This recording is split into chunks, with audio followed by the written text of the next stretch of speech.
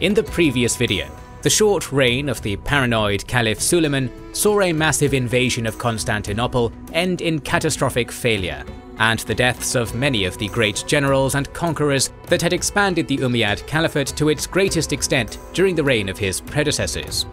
In this video, the reign of Yazid II brings further setbacks and fragmentation as the weakened Umayyad Caliphate stumbles through its final years. This video was kindly sponsored by our YouTube members and patrons. Right now, the patrons and YouTube members are exclusively watching our first Punic War and Pacific War series, while the series on the history of Prussia and Italian unification wars, Risorgimento, have been concluded, and the series on the Russo-Japanese War and the Albigensian Crusade and Xenophon's Anabasis will be released next. You can join their ranks via the links in the description and pinned comment to get exclusive videos, early access to all public videos, see our schedule, get access to a special Discord server where we are very active, and much more. Thanks for supporting us. We couldn't be doing it without your help. Following Suleiman's death and the end of his disastrous period as Caliph in 717, the Caliphate was granted a brief reprieve from its troubles through the mostly peaceful and uneventful 3-year reign of Umar II. Despite a small Iraqi Kharijite rebellion in 718 seeing some initial success against local forces, Syrian troops swiftly put it down under Umar's cousin Maslama ibn Abd al-Malik, and the frontiers remained mostly quiet during Umar's brief reign, and the attempted political and social reforms he championed. As seen in previous episodes, numerous revolts against the Caliphate had come about due to the poor treatment of non-Arab converts to Islam, or Mawali. Rebellion among Persian-speaking Iraqis had threatened to topple the Umayyad dynasty twice, under Mukhtar al-Thaqafi during the Second Fitna and Ibn al-Ash'ath in 700 AD, and Iberia was plagued by ongoing strife between its Berber and Arab conquerors. Umar made efforts to address this problem, making all Muslims exempt from the jizya tax, rather than Arabs only, which, coupled with expanded missionary activity to encourage conversion in his still minority Muslim empire, brought some degree of improved cohesion and stability at the cost of cutting into the Caliphate's tax revenues. However, several events during his reign would have long-term repercussions.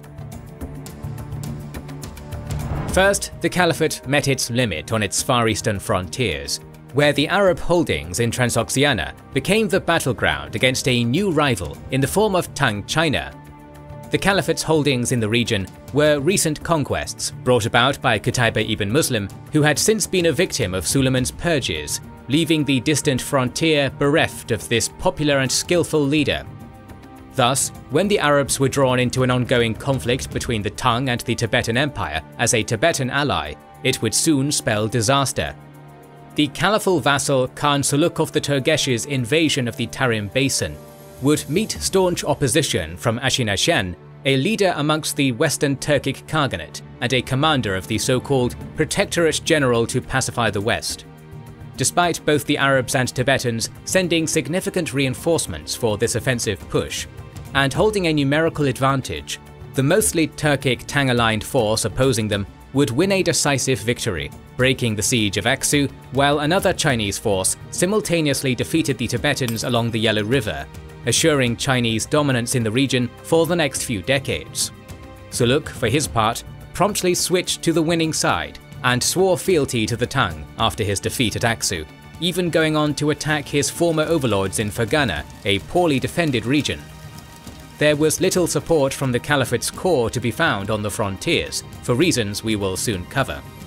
However, this period did see success in Al-Andalus, where Governor Al-Sam ibn Malik had managed to bring most of the Arab-Berber infighting under control, allowing him to capture such major holdouts as Barcelona and Narbonne from the Visigothic remnant under King Ardo in 719, with the aid of Syrian and Yemeni new arrivals. With the minting of the first Arab coins in Iberia, marking their gradual transformation from a mere occupying army to the vibrant hybrid civilization Al-Andalus would later become. Closer to home, the rapid succession of caliphs was creating its own problems, among them the arrest and later escape of Yazid ibn al-Muhallab, formerly governor of Iraq under Suleiman, and the leader of the ambitious and increasingly powerful Muhallabid family. Over the previous decades, the prestigious position of governor of Iraq had come to hold power almost rivaling that of the Caliph himself, given its traditional oversight over all of the Caliph's eastern provinces, making the stance of Iraq's governor a major factor in any thorny or contested caliphal succession, such as those of Suleiman and Umar. Umar and Ibn al-Muhallab had bad blood between them already when Umar took the throne, and the governor knew he only had worse problems ahead should Umar be succeeded as caliph by Yazid ibn Abd al-Malik, whose in-laws from the family of the renowned former governor al-Hajjaj had been tortured and executed on Ibn al-Muhallab's orders during a previous political power struggle. Thus, after being recalled from his governorship and arrested for withholding from the caliph the spoils of war from his difficult-to-Baristan campaign during Suleiman's reign, Yazid ibn al-Muhallab opted to escape prison with his family's aid in 720 and returned to Iraq as Umar lay sickly and dying, rather than trusting himself to the mercies of the coming regime. Umar's death in the same year brought Yazid ibn Abd al-Malik to the throne as Caliph Yazid II. Thus, the all-too-short years of peace under Umar were brought to an end, as Yazid was immediately forced to contend with a Muhallabid rebellion in Iraq. However, not all challenges to the caliphate would be as open or as blatant as those of the Muhallabids. It was during these same few years that Muhammad ibn Ali ibn Abdallah ibn Abbas, the patriarch of another important family based in Khorasan, first began to spread anti-Umayyad propaganda and build a network of support around a demand for rule by blood relatives of the Prophet. And while his and his family's efforts on such a distant frontier attracted little attention from the Umayyads in Damascus at the time, the name Abbasid would soon be known throughout every corner of the caliphate.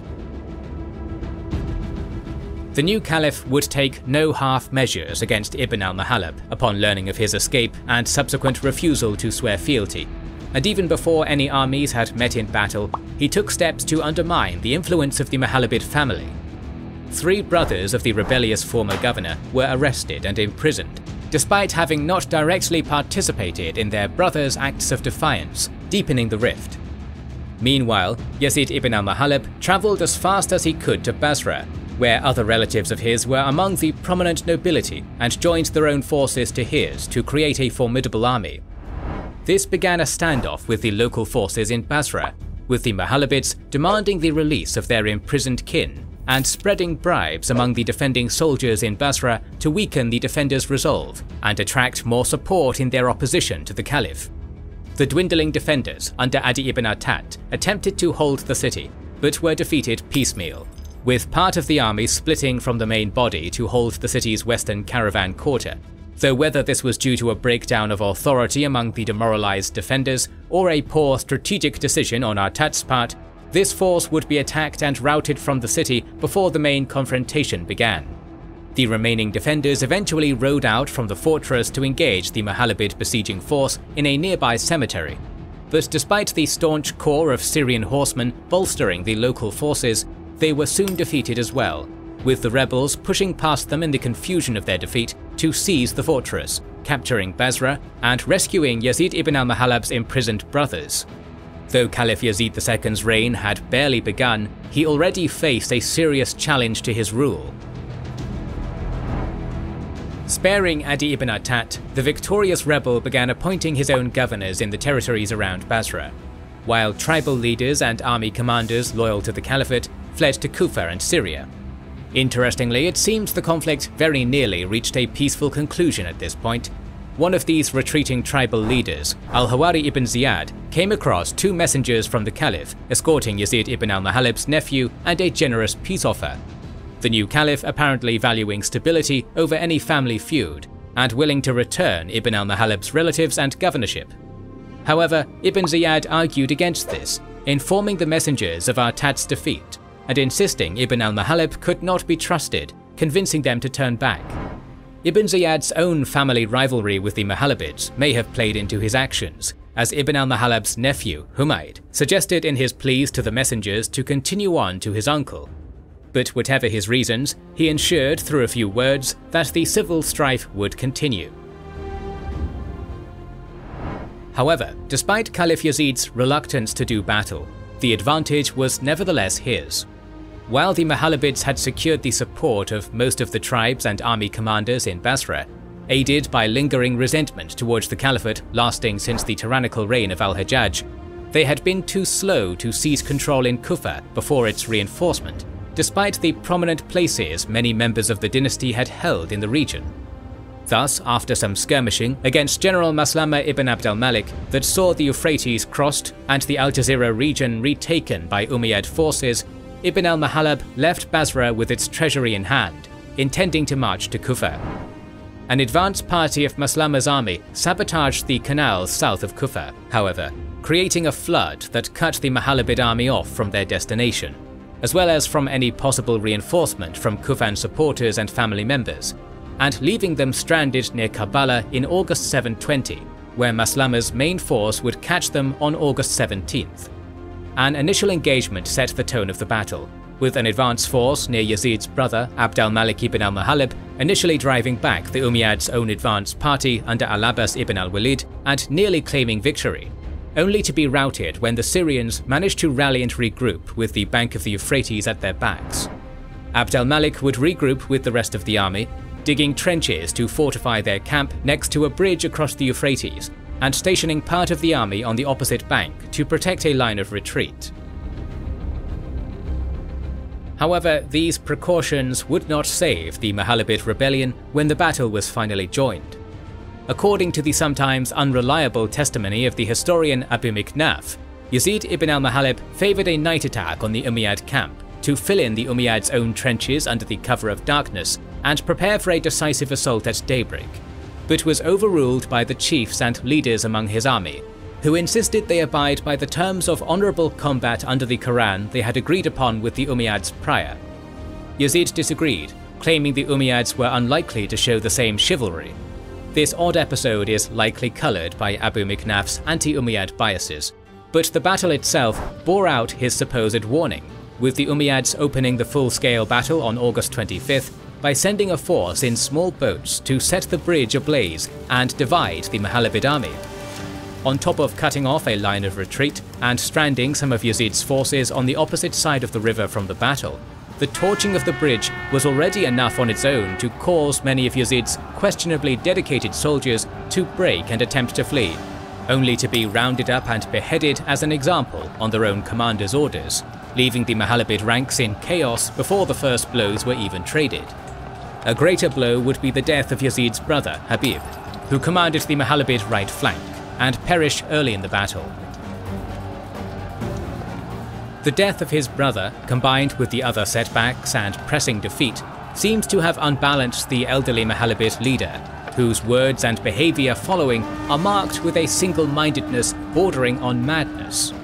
Dismissing advice to retreat to Wasit, he pressed on with the remains of his wavering forces, charging straight for the Umayyad centre where Maslama was camped, with little care for manoeuvre or nuance.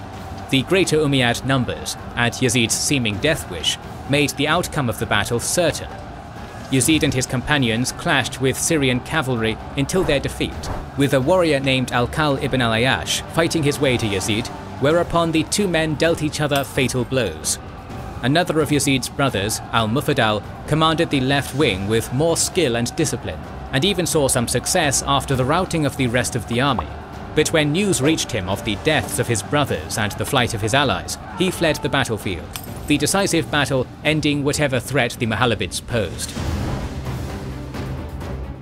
The immediate aftermath of the rebellion was nearly as bloody as the battle that preceded it, with both sides vengefully executing whatever prisoners they had, including Adi ibn Attat in Basra and numerous members of the Muhallabid family that had been arrested at the rebellion's inception, while Maslama, taking over as governor of Iraq, pursued the fleeing al-Mufaddal and other prominent rebels to Fars, where they were finally slain.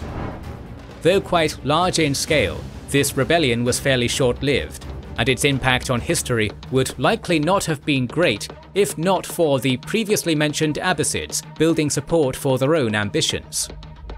With the power of the Muhallabid family broken, its loyalists and more distant kinsmen, not caught in the purge, pledged their still respectable power to the Abbasids, and the family would return to prominence in later decades as vassals to another caliphate. Thus, this rebellion is somewhat more significant as one of the several leading into the third fitna. The Umayyad victory only bolstered the strength of tomorrow's enemies. For now, though, as the Abbasids bide their time and the deteriorating Arab possession in Transoxiana sees fighting rock Samarkand, our attention returns to Al-Andalus and southern France. The previously mentioned Andalusian governor, Al-Sam ibn Malik, now more secure in his new holdings and reforms, chose in early 721 to continue the conquests of the Umayyads further northwards into the lands of the Franks, gathering an impressive army, likely 10,000 to 15,000 strong, even if the six-digit figures given in Frankish accounts are dismissed.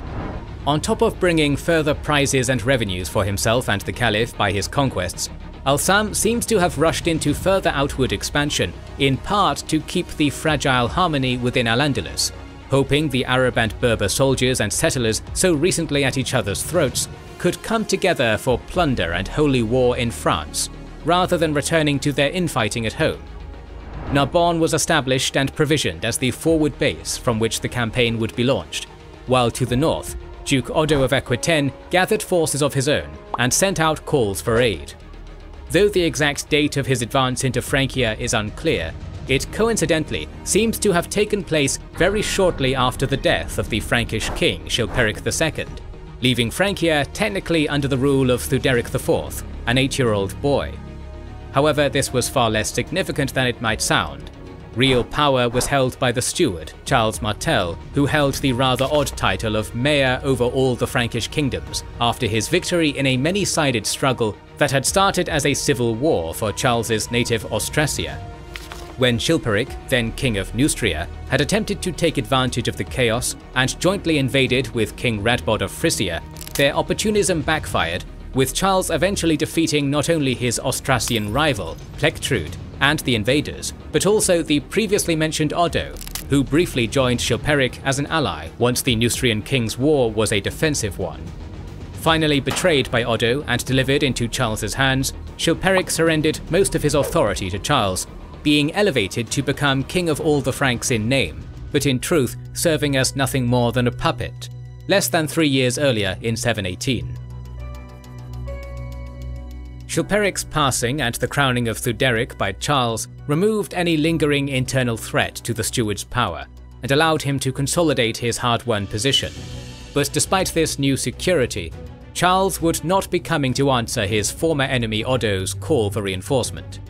Though Charles Martel would become famous throughout Europe for his later efforts against the Moors, at this point his efforts were still focused on fighting the invading Saxons, and it's likely that seeing his powerful and functionally independent Aquitanian vassal weakened was to his benefit as well. Odo would thus be forced to stand alone against Al-Sam's invasion, though he would prove himself far from helpless. Initially unopposed as they left Narbonne in spring, the Arab and Berber force arrived at Aquitaine's largest city of Toulouse in early March of 721, their momentum halting as they settled in for a siege, but with the advantage seemingly still on their side. But the 3 months the cavalry-heavy Muslim army spent waiting outside the walls of Toulouse robbed them of the advantages in speed and mobility that had allowed such rapid conquests in Spain, and it seems Al-Sam may have allowed himself to become complacent, while Odo assembled his army of perhaps 8,000 to 12,000 soldiers, not expecting significant resistance after his string of easy victories against the remnants of the Visigoths. In an apparent failure of scouting, despite his access to thousands of skilled horsemen, Al-Sam allowed Odo's army to march south of Toulouse by the beginning of June, cutting the Muslims off from Narbonne and trapping them between the field army and the besieged city's garrison. As with so many other battles turned into myths to glorify a religious victory, the exact events of the battle that erupted on June 9th are difficult to pin down, with both sides claiming absurdly inflated army sizes in excess of 300,000 for their enemy. What is clear is that after a skillful encirclement of the besieging Muslim force by Odo, the defenders of Toulouse took a bold risk in sallying forth to join the battle in the field. To their credit, the Muslims did not quickly break or rout, despite their disadvantage and the simmering distrust still felt by many along the Arab-Berber divide. Rallying around al-Sam, they fought a dogged last stand, even after their leader's mortal injury, and after hours of fighting, a portion of the army even managed to break the encirclement and escape to Narbonne with the injured governor. With their mobility advantage nullified and enemies on all sides, though, this brave stand did little to change the inevitable outcome, and the majority of the Muslim invasion force was either taken prisoner and ransomed or perished in battle on the bloody fields outside Toulouse, while al-Sam succumbed to his wounds in Narbonne not long after. This would not be the last attempt of the Umayyads to invade France, but Toulouse was nothing less than a disaster for the Umayyads, particularly with the dangers posed by a revanchist rival kingdom so close to home. The recently founded Kingdom of Asturias, ignored for their defensible terrain and comparative poverty in favour of more lucrative targets in France, would win its own first victory against the conquering Umayyads the following year at Covadonga, a relatively small-scale but historically significant skirmish marked by many today as the beginning of the Reconquista, which we will cover in a separate series. These developments, together with the growing power of the Abbasids in Khorasan, represented many pivotal events and transformations in their infancy, and the dawn of a new era just around the corner as the sun began to set on the Umayyads. Our series on early Islamic history will continue, so to ensure you don't miss that, make sure you are subscribed and have pressed the bell button. Please consider liking, subscribing, commenting and sharing, it helps immensely. Recently, we've started releasing weekly Patreon and YouTube member exclusive content. Consider joining their ranks via the link in the description or button under the video to watch these weekly videos, learn about our schedule, get early access to our videos, access our private Discord, and much more. This is the Kings and Generals channel, and we will catch you on the next one.